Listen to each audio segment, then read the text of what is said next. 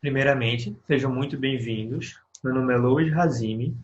Eu sou um estudante de medicina do quinto período da Universidade de Pernambuco e, graças ao segundo simpósio de anatomia da Universidade Federal do Rio de Janeiro de Macaé, vou poder apresentar meu trabalho sobre Leonardo da Vinci e a sua contribuição para a anatomia. Primeiro, eu quero declarar que não houve conflito de interesse entre os autores do trabalho. Os autores estão à sua direita, com as suas respectivas universidades logo abaixo. Introdução. Leonardo da Vinci viveu entre as épocas de 1452 e 1519. Ele foi um polímata, ou seja, uma pessoa cujo conhecimento não se restringe a uma única área. Ele se destacou em diversas áreas, como, por exemplo, na ciência. Ele foi um dos primeiros a desenhar como seria um feto dentro do útero.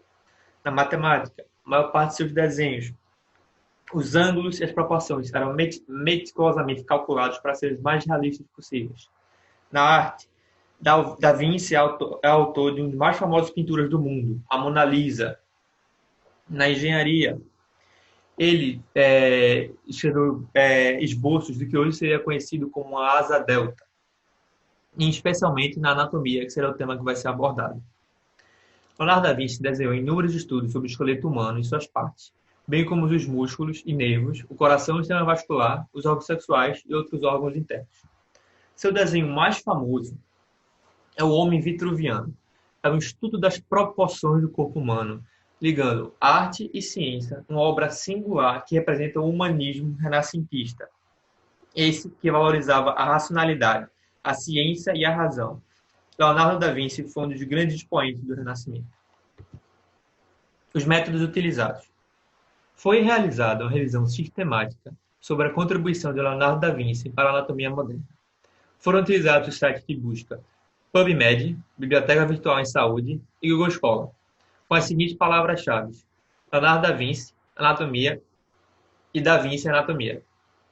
A escolha das palavras-chave se baseou a partir de ordem de relevância e quais mais se relacionavam ao tema escolhido a partir da análise do título e ou resumo. Foram utilizados 13 artigos, com ano de publicação variando entre 2009 e 2019, nos idiomas português e inglês. Resultado. Através da dissecação de cadáveres, primeiramente queria falar que Leonardo da Vinci recebeu permissão para dissecar cadáveres humanos através do Hospital Santa Maria Nova, em Florença. E eu queria que vocês se lembrassem que, nessa época, a igreja considerava a dissecação de cadáveres humanos tabu, era uma heresia. E nesse período, a igreja ainda tinha muita influência sobre a sociedade. Então, muitas vezes, Leonardo da Vinci teve que dissecar esses cadáveres em segredo, na calada da noite, sozinho, com medo, sempre com medo constante de ser pego pela igreja. Enfim, Leonardo da Vinci desenhou órgãos e elementos dos sistemas anatomofuncionais do corpo humano, levando a descobertas que revolucionariam a medicina mais de 20 anos antes que Andreas Vesalius, que é conhecido atualmente como o pai da anatomia moderna, publicasse seu livro De Humani Corporis Fabrica, uma obra que marca a fase inicial de estudos modernos sobre anatomia. Ou seja, Leonardo da Vinci poderia ter revolucionado a anatomia do mundo 20 anos antes de Andreas, se ele tivesse conseguido finalizado e publicado as suas obras. No entanto, ele não conseguiu, e muitos de seus desenhos só foram descobertos ao público anos e anos depois da sua morte. A colaboração de Leonardo da Vinci tem início com estudos baseados na anatomia do crânio humano, estudando os sentidos, principalmente a visão e suas conexões com o cérebro. Leonardo da Vinci era fascinado pelo olho e de como o cérebro era capaz de interagir para formar a visão. Ele foi o primeiro a reconhecer que os nervos ópticos se cruzam para conectar-se com o hemisfério cerebral oposto, denominando esse ponto específico de cruzamento senso comum. Lá ele pensava estar a sede da alma.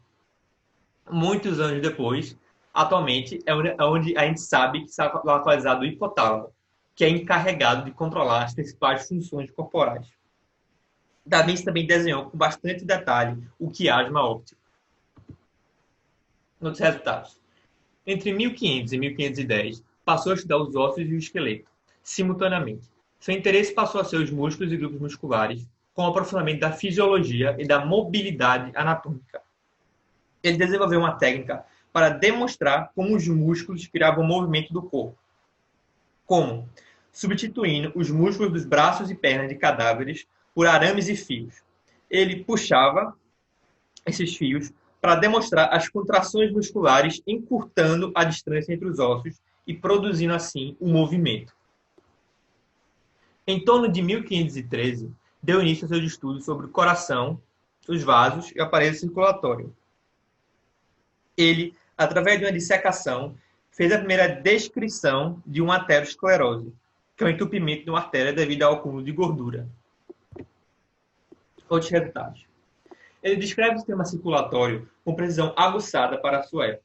Porém, algumas funções elementares do sangue e do ar ainda não haviam sido descritas da maneira que conhecemos hoje.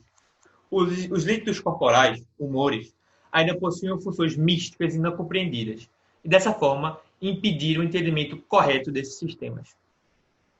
Seus estudos anatômicos também envolveram o trato geniturinário, masculino e feminino, sendo fundamentais para o descobrimento e a descrição de novas estruturas. Ele também estudou e desenhou anatomia de animais e comparava a estrutura anatômica deles com a dos seres humanos. Comparou semelhanças e diferenças e destacou os músculos e nervos que desempenhavam um papel específico. Ele retratou cavalos, ursos, vacas, macacos nos seus desenhos. Sempre comparavam os músculos dos animais com os seres humanos. Por exemplo, o músculo levantava a perna do cavalo. Qual era a semelhança com o músculo que levantava a perna do ser humano? O que é que ele tinha de parecido? O que é que ele tinha de diferente? O que é que mudava entre os dois? E assim fazia a comparação entre cada animal e o ser humano. Conclusão. É evidente as inúmeras contribuições e o legado de Leonardo da Vinci para a ciência anatômica, o impacto que provocaram, atravessando séculos, difundindo aprendizado e o ensino da anatomia. Aqui estão as referências. Eu queria agradecer ao simpósio e a você pela atenção. Muito obrigado.